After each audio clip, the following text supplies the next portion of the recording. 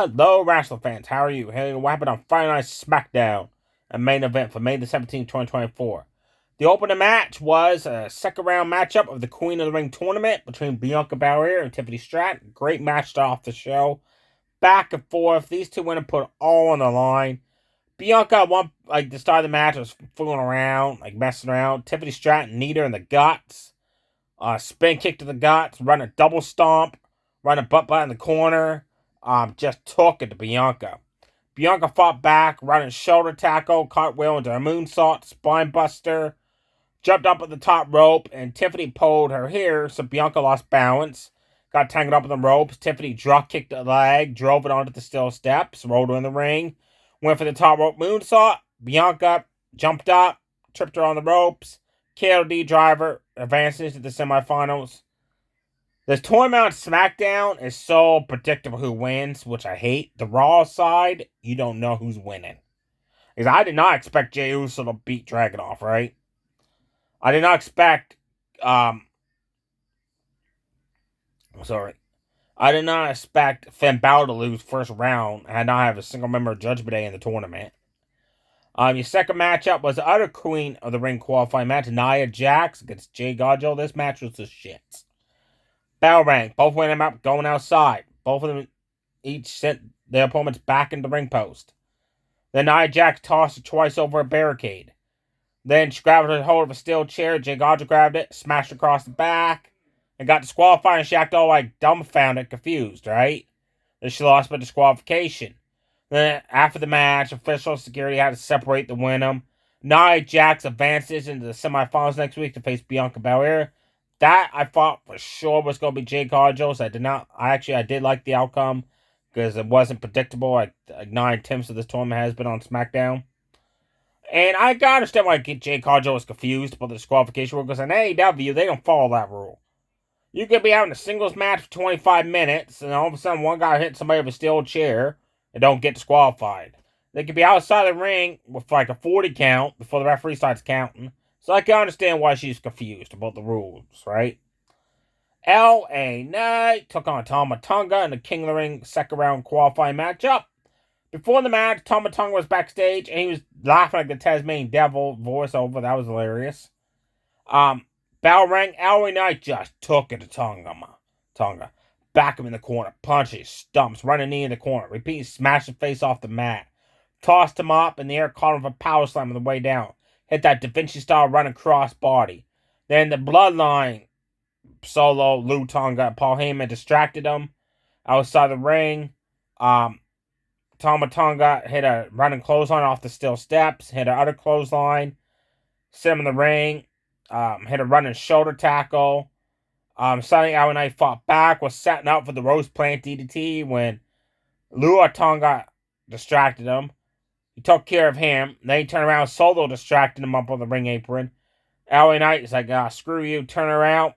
Bam, running pay dirt for Tama Tonga. He advances to the third round of the tournament.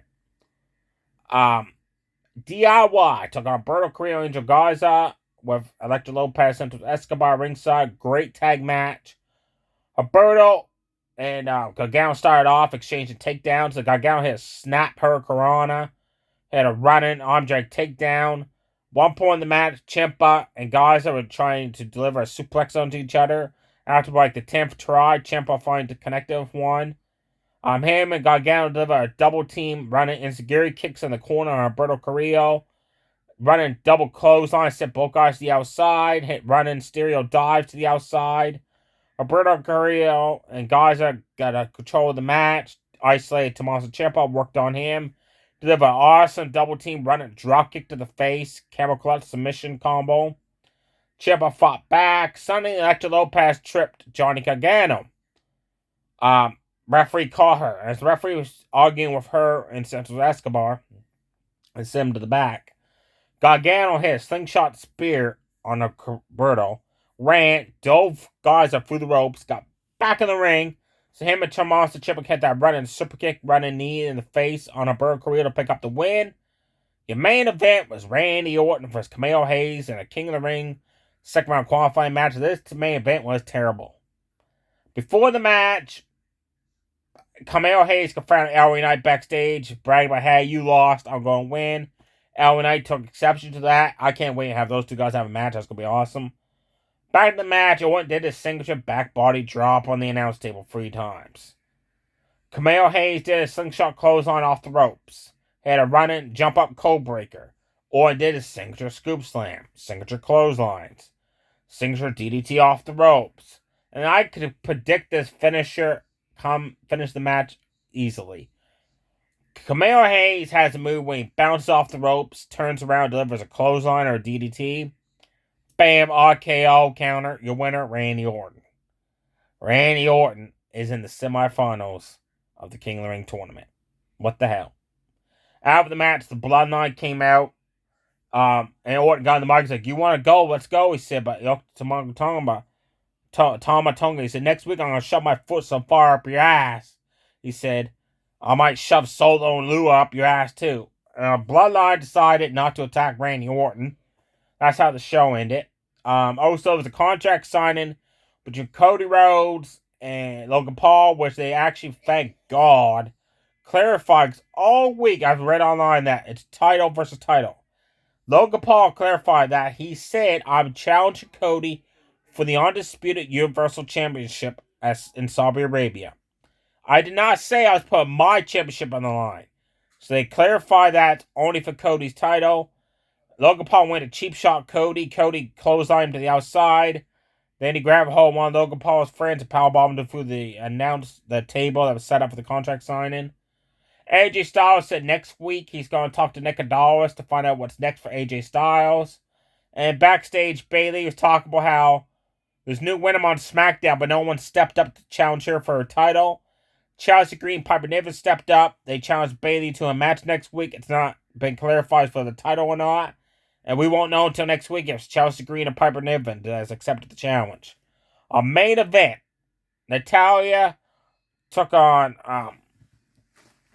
who was it? Natalya took on Alba Fire. I didn't even watch the match. I was not interested in that at all. So I can't tell you who won that. But the other match, Ivy Niles versus Kaden James. Wow, what a match. Kaden James has yet to debut on Monday Night Raw. She debuted on main event, being part of the Raw roster. Great match these two women put on. Ivy Niles had a running kick strike in the corner. Bulldog out of the corner. Had a stalling suplex for a 1 count. Kaden James just repeatedly, at one point, drove knees to the midsection on Ivy Niles. Then drove knees across the back. Had a running shoulder tackles, running clotheslines. Ivy Niles fought back with power slams. Kaden James at one point had a running shoulder tackle in the corner. The sidewalk slammed Ivy Niles out of the corner. That was awesome. Ivy Niles had the match won, but Kaden James reversed the move, hit the 4-1K for the 1-2-3. Way to go, Kaden James. Before I end this video, my Aunt Janet found this for me. I love it. It's a picture of Mick Foley. She found it at a store where I live at.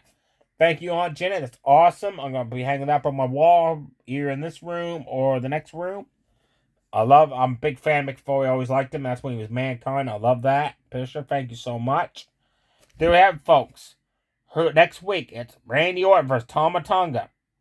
Nia Jax versus Bianca Belair. The winners of those matches will face the winners of Raw's Jey Uso, Gunther, and Io Sky. Oh no, who the heck's she facing in the other round? Io Sky. Somebody on the other side of the Raw bracket there. Who the heck? I apologize, folks. Trying to think who it is right quick. Harley Valkyrie. That's who it is. That's going to be one hell of a match. And those winners will face the SmackDown winners. I'm hoping that it's Gunther. Actually, I'm not hoping. You know it's going to be Gunther versus Randy Orton. But the women's match, I'd love to see be Nia Jax versus Harley Valkyrie. That'd be one hell of a match in Saudi Arabia. There we have it, folks. Stay safe, everybody. Too sweet. Bye.